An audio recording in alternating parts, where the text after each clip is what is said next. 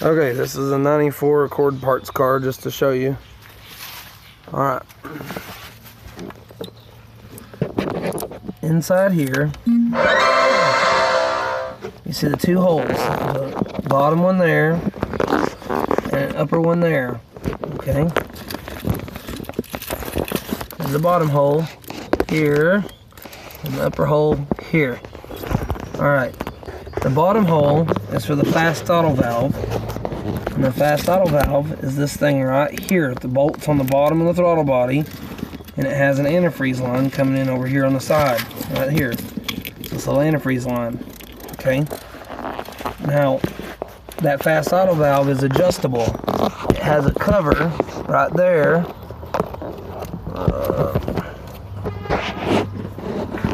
Let's see.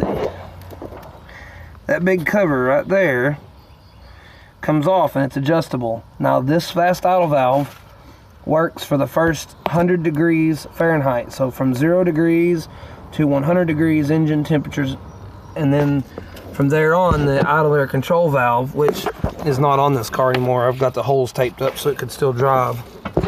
But from 100 degrees on, the idle air control valve takes over and works. Now basically, when you start the car up and it's cold, first thing you do is you cover the upper hole, because if the idle air control valve is closed like it should be below 100 degrees, then putting your finger over the upper hole should do absolutely nothing. Now, if it makes your vehicle calm down and run properly, then the idle air control valve is definitely just bad, period. Okay? Now, if that does nothing, doesn't change anything, then that means the issue is probably not with your idle air control valve. Now, the bottom hole, essentially what you want to do, after the top one, if you checked all those things, if covering the top one does nothing, you'll take the bottom hole and slowly slide your finger over it. Do not cover the entire hole, just slowly slide over it.